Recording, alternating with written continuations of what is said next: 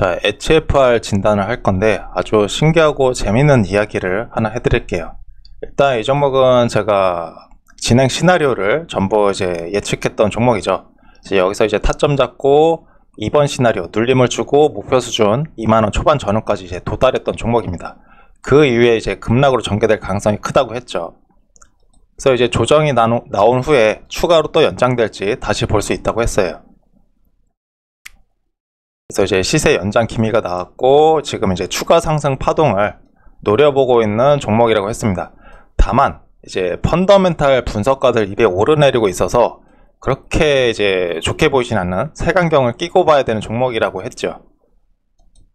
자, 그래서 이제 그렇게 전개가 되고 있는데, 자, 여기서 이제 타점 잡고 이제 목표 수준까지 도달하고 예상대로 급락 나오고 이제 추가 연장 파동 기미가 나오고 지금 조정을 받고 있지만은 다시 한번 또 올라갈 수 있는 업사이드가 있다고 보고 있어요. 그래서 일단 등급을 측정한다면은 3급이라고 볼 수가 있겠고, 뭐 여기서 이제 바로 눌림 받고 이렇게 올라갈지 아니면 기간 조정을 거치다 갈지 모르겠습니다. 일단 이 종목의 주포의 특성을 파악을 해줘야 되는데, 제가 보는 이 종목의 주포의 특성은 이걸 핸들링 할 수 있는 자금력은 있어요. 근데 차트를 그리는 실력은 그렇게 뛰어나지가 않다, 이렇게 보고 있습니다. 왜냐면은 차트를 너무 기본기대로 정석대로 움직이고 있어요.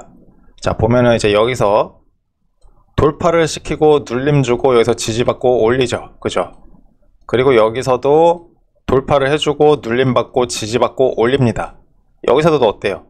돌파 후에 눌림 주고 지지받고 올리죠.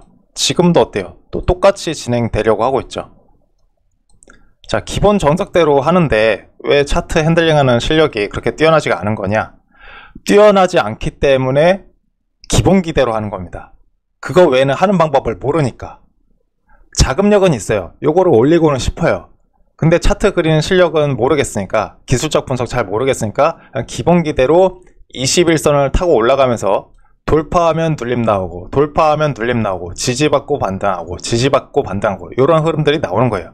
지금도 이제 장중에 이런 흐름이 계속 나타나네요. 자, 비슷했던 차트가 있죠. 뭐였습니까? 자, 과거 사례를 통해서 배울 수 있어야 된다고 했잖아요. 자, 대성홀딩스죠. 이제 몇 년 전에 이제 주가 조작 사례로 이제 꼽혔던 종목인데, 자, 이 종목의 세력은 출구 전략이 없었어요. 그러니까 주가 조작을 이제 하고 나서 여기서 이제 자금을 회수해서 나가야 되는데 출구 전략이 없다 보니까 이런 식으로 같이 두들겨 맞을 겁니다.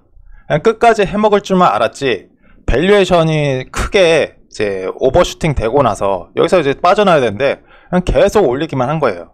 그럼 어떻게 됩니까? 이제 세력 외에도 이 종목에 투자하고 있는 여러 이제 투자자들이 있을 거고, 또 뭐 그중 세력 중에서도 몇몇은 이건 이상하다, 아무래도 너무 올랐다, 던지는 사람이 있을 거잖아요. 그래서 던지다 보니까 이제 병목 현상이 나타나면서 여기서 폭탄 매물이 계속 나오면서 이제 점하로 진행이 된 거예요. 그러니까 기본적으로 이렇게 올리긴 했지만은 출구 전략이 없었다는 점에서 핸들링 실력은, 차트 그린 실력은 그렇게 이제 뛰어나지 않은 이제 세력이었던 거죠. 단지 요거를 올릴 만한 자금만 있었을 뿐이지. 그래서 이제 진행되는 경로도 어땠습니까? 한 기본기대로 진행이 됐어요. 자, 이동평균선 이제 차트는 좀 지저분하면서 감질나게 꾸물럭 갔지만은 이동평균선을 계속 타고 올라갔지 않습니까? 그러니까 기본기대로만 하는 거예요. 그리고 이제 차트 캔들 모양도 보면은, 자, 여기를 돌파하고 눌림 주고 올리죠. 여기서도 어때요? 돌파 이후에 눌림 주고 다시 올립니다. 여기서도 돌파 이후에 눌림 주고 올리죠. 그러니까 기본기대로만 진행이 된 겁니다. 그죠? 그러니까 자금력은 있는데 차트는 잘 모르겠으니까 기본기대로 진행되는 그런 케이스라고 보면 돼요. 그리고 이런 차트가 이제 어느 경우에 많이 나오느냐, 아까 얘기했던 이제 펀더멘탈 중심의 그런 주포들 있잖아요. 이런 주포들이 어떤 차트에 개입을 하고 싶을 때, 종목에 개입을 하고 싶을 때 이런 차트 모양새가 자주 만들어집니다. 그래서 뭐 썩 좋다고만 할 수가 없어요. 그러니까 오르긴 올라도 뭔가 감질나게 오르는, 그냥 자기 혼자서 따로 놀고 있는 그런 모양새로 오릅니다. 그래서 여기서도 이렇게 다시 한번 반등 주면서 이렇게 진행될 여지가 있어요, 이 종목은 앞으로도.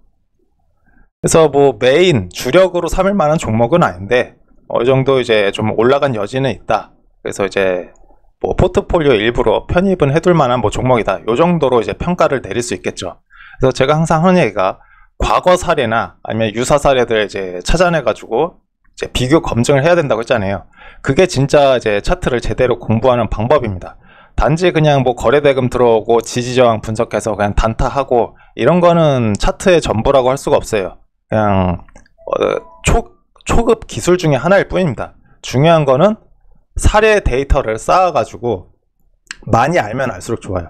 그걸 근거로 이제 틀을 다듬어 가다 보면은 이제 저처럼 이렇게 예상 경로를 알 수 있게 되는 거예요. 100% 예측은 못 하더라도 거의 근접하게 이제 예상을 해볼 수 있겠죠. 그럼 내가 어떻게 대응을 해야 되고 어떻게 끌고 가야 되고 어느 정도 비중 조절을 해야 되고, 그러니까 투자를 어떻게 해야 되는지 좀 더 효율적으로 또 안정감 있게 대응을 할 수 있다는 겁니다. 그래서 이런 식으로 접근을 해야 돼요. 기술적 분석은 좀 다른 책이나 강의에서 알려주는 것과는 다르게 좀 접근을 하고 있죠. 원래 이게 정석적인 방법인데 사실 근데 이렇게 공부하는 게 상당히 고통스럽습니다.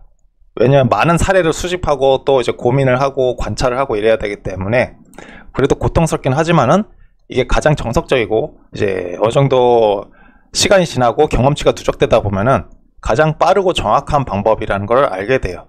그래서 어쨌든 좀 말이 길어졌는데 차트 공부는 이렇게 해야 된다. 그리고 또 차트 대화를 통해서 이 주포의 습성이나 심리, 행동 패턴, 그리고 주포의 이제 등급까지도 알 수가 있다. 이런 거를 이제 판단할 수 있을 겁니다.